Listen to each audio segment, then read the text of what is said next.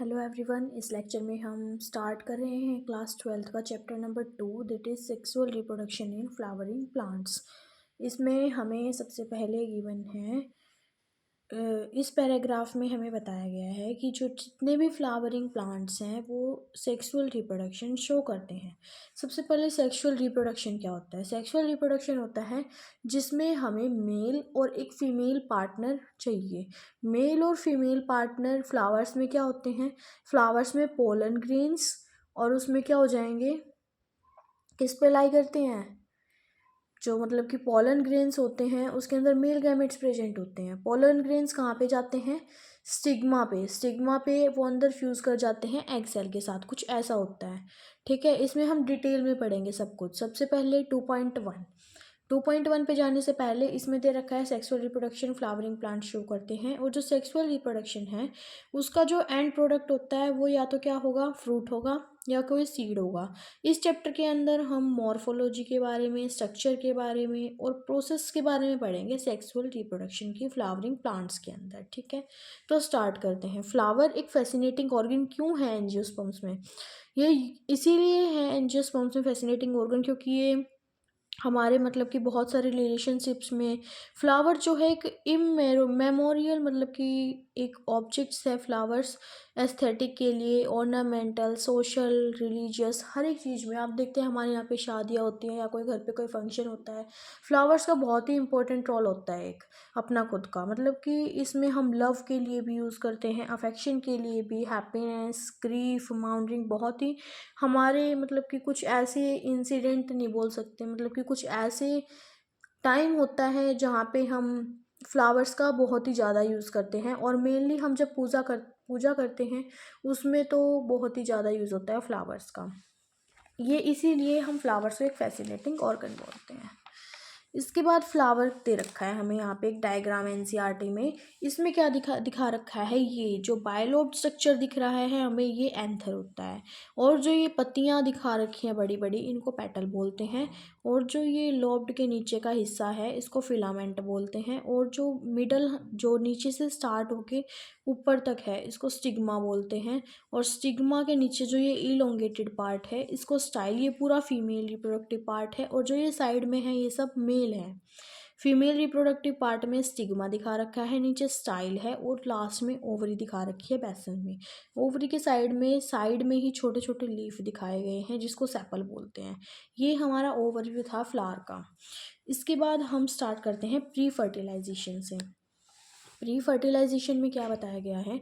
Much before the actual flower is seen on a plant. जब हम किसी actual flower को किसी प्लांट पे देखेंगे तो the decision that the plant is going to flower. तो सबसे पहला डिसीजन क्या होता है कि जो प्लांट है उस पर फ्लावर आता है। उसके बाद फ्लावर आने के बाद उसके अंदर कुछ हार्मोनल और स्ट्रक्चरल चेंज होंगे जिससे क्या होगा, डिफ्रेंशिएशन स्टार्ट हो जाएगा और फर्दर डेवलपमेंट होगी फ्लोरल प्राइमोडियम की। इसमें क्या बता रखा है इसको हम यहाँ पे देखेंगे। इसमें बताया गया है हमें, ये रहा।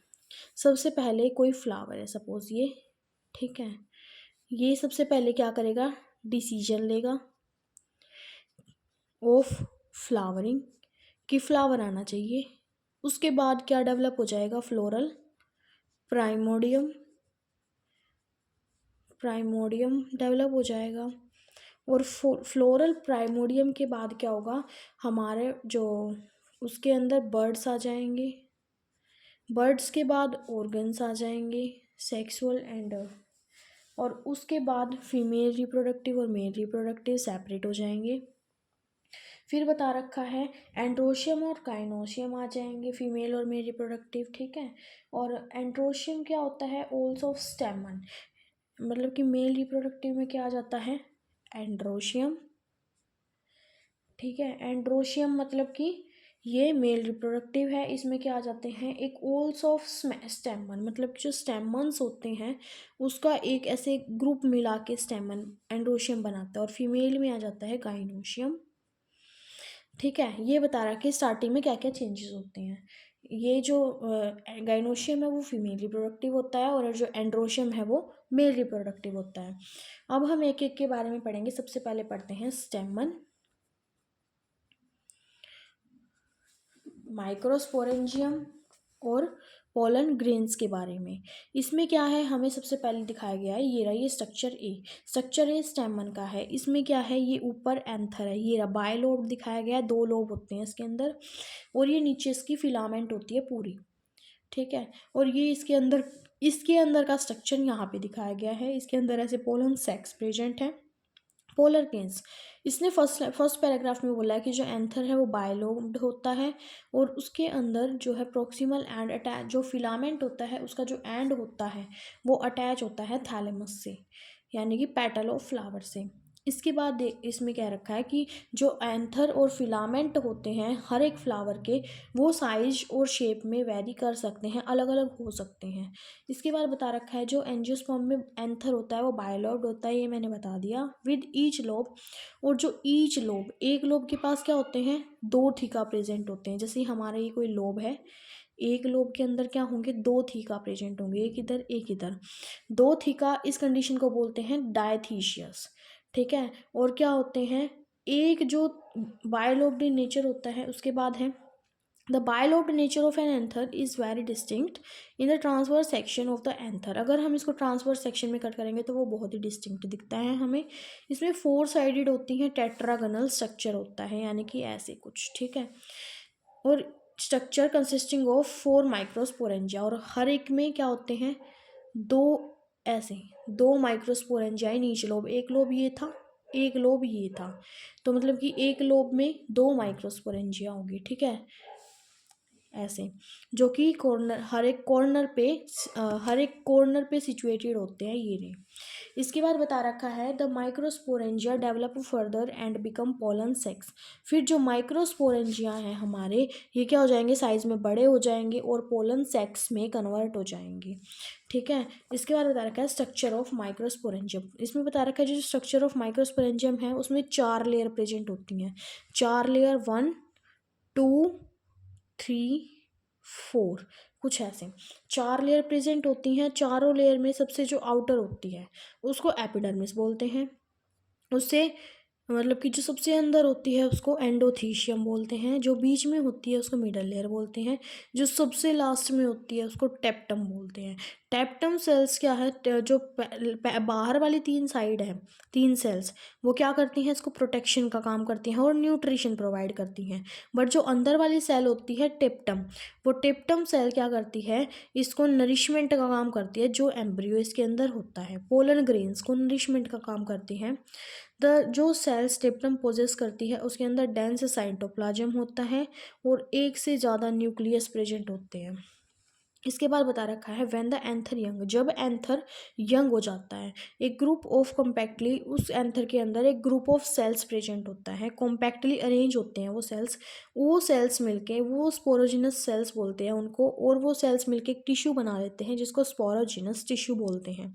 Occupies the centre of each microsporangium, और ये स्पोरोजिनस टिश्यू कहाँ पे प्रेजेंट होता है, हर एक माइक्रोस्पोरेंजिया के सेंटर में प्रेजेंट होता है।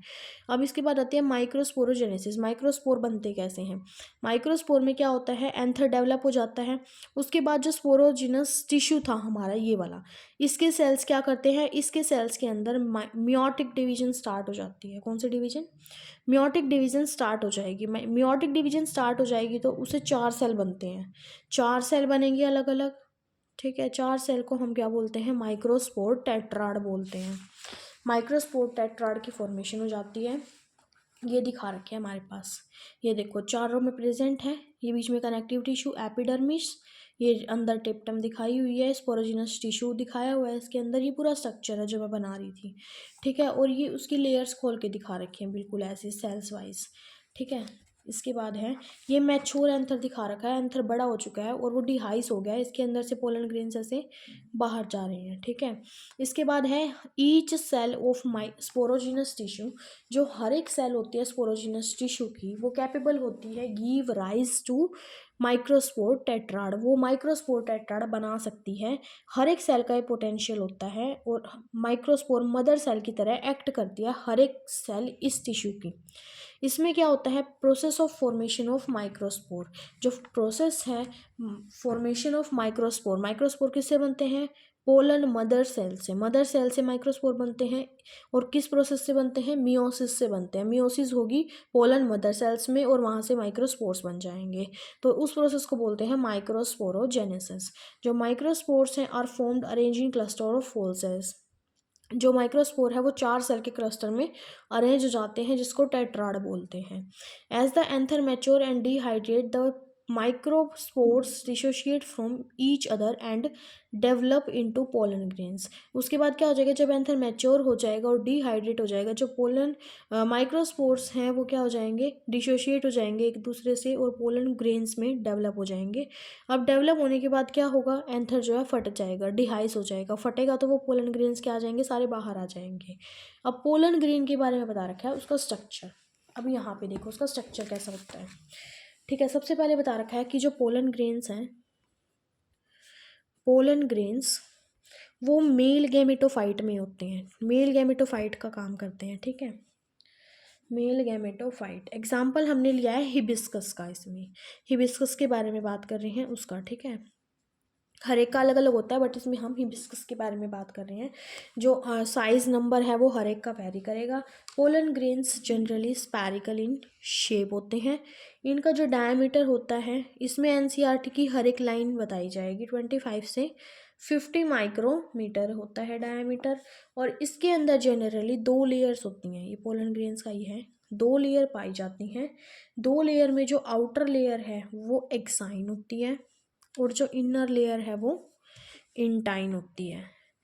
ठीक है, जो एक्साइन है वो किसकी बनी हुई होती है, स्पोरोपोलिनिन की, स्पोरोपोलिनिन की बनी हुई होती है। जो और जो इंटाइन है, इंटाइन किसकी बनी हुई होती है, इंटाइन बनी हुई होती है हमारी सेल्यूलोज और पैक्टिन की, सेल्यूलोज और पैक्टिन की बनी हुई होती है। स्पोरोपोलिनिन क्या है, स्पोरोपोलिनिन एक रेजिस्टेंट, मतलब कि एक स्पोरोपोलिनिन एक ऐसा मटेरियल है जिसके ऊपर ना तो किसी हाई एसिड का असर होगा। ठीक है, ये नो एंजाइम, आज तक कोई एंजाइम ऐसा नहीं बना है जो स्पोरोपोलिनिन को डिग्रेड कर सके, ख़त्म कर सके। तो ये ज़्यादा से ज़्यादा टेम्परेचर को भी सहन कर सकता है, temperature, pH, strong acid, alkali, सबको सहन कर सकता है। आज तक कोई ऐसा मटेरियल नहीं मिला जो स्पोरोपोलिनिन को डिग्रेड कर सके। तो इस स्पोरोपोलिनिन की वजह से ही हम पोलन ग्रेन्स को एज ए स्टोर, मतलब कि स्टोर करके रख सकते हैं, क्योंकि ये कभी भी डिग्रेड नहीं होता। तो फिर जब स्पोरोपोलिनिन प्रेजेंट है, क्वेश्चन ये आता है कि फर्टिलाइजेशन कैसे होती है। तो एक जगह ऐसी होती है जहाँ पे स्पोरोपोलिनिन एब्सेंट होता है, तो वो जो जगह है वहीं से हमारे फर्टिलाइजेशन होती है, वहीं से पोलन ट्यूब एंटर करती है हमारी। ठीक है, अब इंटाइन के बारे में पढ़ते हैं। इंटाइन, ये पता चल गया सेल्यूलोज और पैक्टिन की बनी हुई होती है। ये क्या होती है, कॉन्टिन्यूस और थिन लेयर होती है। ठीक है, जो cytoplasm when the pollen grains mature, अब क्या हो गया है, हमारा पोलन ग्रेन मैच्योर हो चुका है। ठीक है, मैच्योर होने के बाद इसके अंदर 2 सेल्स बन जाती हैं। 2 सेल्स कैसे बनेंगी, ये आउटर लेयर, सॉरी ये इनर लेयर, ये आउटर लेयर, ये एक सेल ये बन गई, एक सेल स्पिंडल शेप होती है हमारी। ठीक है, एक वेजिटेटिव सेल बोलते हैं, एक को जेनरेटिव सेल बोलते हैं। वेजिटेटिव सेल जो है साइज में बड़ी होती है, जेनरेटिव सेल साइज में छोटी होती है। ये जेनरेटिव सेल है, ये वेजिटेटिव सेल है। जो जेनरेटिव सेल्स है वो उसके जो, मतलब कि वेजिटेटिव सेल है उसके साइटोप्लाज्म में फ्लोट करती रहती है। इसके बाद है जो स्पिंडल शेप डेंस साइटोप्लाज्म है इन द न्यूक्लियस। ठीक है, इतना पता चल गया हमें। ये हमारी क्या हो जाती है, जेनरेटिव, ये वेजिटेटिव। अब क्या होता है, 60%, टोटल 100% से 60% जो हमारे एंजियोस्पर्म होते हैं उसमें जो पोलन ग्रेन्स हैं हमारे, पोलन ग्रेन्स वो किस स्टेज में, 2 सेल स्टेज में ही शेड हो जाते हैं, और 40% में हमारे 3 सेल स्टेज में शेड हो जाते हैं। ठीक है, एक होता है, तो ये 3 सेल स्टेज में क्या होता है, हमारे मेल गैमेट्स बन चुके होते हैं। ठीक है, इसके बाद है पोलन ग्रेन्स जो है कुछ के। अब पोलन ग्रेन्स जो है हमारे वो कुछ बीमारियां मतलब कि एलर्जीज भी कोज करते हैं, जैसे कि ब्रोंकियल इन्फेक्शन हो गया, क्रोनिक रेस्पिरेटरी डिसऑर्डर हो गए, अस्थमा वगैरह ये सब। एक इसमें एग्जाम्पल दिया गया है, बहुत ही इंपॉर्टेंट, नींद में कई बार पूछा जाता है ये, पार्थेनियम का, जो कैरेट ग्रास भी बोलते हैं इसको हम। पेज नंबर 23 के लास्ट में दिया हुआ है कैरेट ग्रास। ये जो है ये माना जाता है कि इंपोर्ट के थ्रू, वीट का इंपोर्ट हो रहा था तब ये कैरेट ग्रास इंडिया में आ गई थी, जो कि एलर्जी कोज करती है। ठीक है, नेक्स्ट बता रखा है कि जो पोलन ग्रेन्स के बारे में कुछ बेनिफिशियल, ये जो है क्या होते हैं, रिच इन न्यूट्रिएंट्स होते हैं। ठीक है, rich in nutrients. It has become a fashion, आज के टाइम में फैशन बन गया है कि पोलन टैबलेट्स आ गई हैं, पोलन के सप्लीमेंट्स, सिरप वगैरह सब कुछ आ गया है कि हम किसी भी मतलब कि मेनली जो पोलन्स है वो परफॉर्मेंस में दिए जाते हैं एथलीट्स को या फिर रेस हॉर्सेस को, क्योंकि उनकी मतलब कि जो एनर्जी है उसको बढ़ाने के लिए। इसके बाद हैं कुछ एग्जाम्पल दे रखे हैं हमारे वायबिलिटी के केस में। वायबिलिटी के केस में क्या एग्जांपल दे रखे हैं, जो कुछ सीरियल हैं कि कोई जो सीड है वो कितने दिन तक बिना ख़राब हुए रह सकता है, उसको वायबिलिटी बोलते हैं। जो सीरियल्स हैं, राइस हैं, ठीक है, और वीट हैं, इनके जो वायबिलिटी है मेनली 30 मिनट्स की होती है। ठीक है, बल्कि रोजेसी, लेग्यूमिनेसी, ठीक है, सोलेनेसी, जो ये हमारी फैमिलीज होती है इनकी वायबिलिटी मंथ्स तक चलती है, मंथ्स तक। ठीक है, एक इसमें प्रोसेस होती है कि हम जो पोलन ग्रेन्स हैं उनको स्टोर करके कैसे रख सकते हैं। हम उनको स्टोर करके रखते हैं, उस प्रोसेस को बोलते हैं आर्टिफिशियल इंसेमिनेशन। ये क्वेश्चन भी नीट में आ चुका है, आर्टिफिशियल इंसेमिनेशन। आर्टिफिशियल इंसेमिनेशन में हम क्या करते हैं, पोलन ग्रेन्स को लिक्विड नाइट्रोजन के अंदर, किसके अंदर, लिक्विड नाइट्रोजन के अंदर -196 डिग्री सेल्सियस पे स्टोर करके रखते हैं सीड बैंक्स के अंदर। ठीक है, इसके बाद हमारा स्टार्ट होता है फीमेल रिप्रोडक्टिव पार्ट आ जाता है, इसको हम नेक्स्ट लेक्चर में कवर करेंगे। तो इसमें अगर आपको कोई डाउट है, मेनली मैं आपको बता देती हूँ कहाँ से क्वेश्चन पूछे जाते हैं। मेनली हमसे पूछे जाते हैं स्पोरोजिनस टिश्यू के बारे में, या माइक्रोस्पोरोजेनेसिस पूछ लेंगे वो, और क्या पूछ सकते हैं इसका, पोलन ग्रेन्स के कैरेक्टरिस्टिक्स भी पूछी जा सकती है अगर लॉन्ग क्वेश्चन हमारे पास है। और ज़्यादातर तो इसमें पोलन ग्रेन्स जो एलर्जी कोज करता है उसका नेम बहुत इंपॉर्टेंट है, वो एक बार देख लेना तुम। और इसमें डायमीटर कितना होता है इसका, और लास्ट में हम कौन कौन सी फैमिली है, किसकी वायबिलिटी कितनी होती है, और आज के टाइम में पोलन ग्रेन्स का किस तरह से यूज किया जाता है, ये सब कुछ एक बार आप खुद रीड करोगे तो आपको सब कुछ क्लियर हो जाएगा। आज के लिए इतना ही, थैंक यू।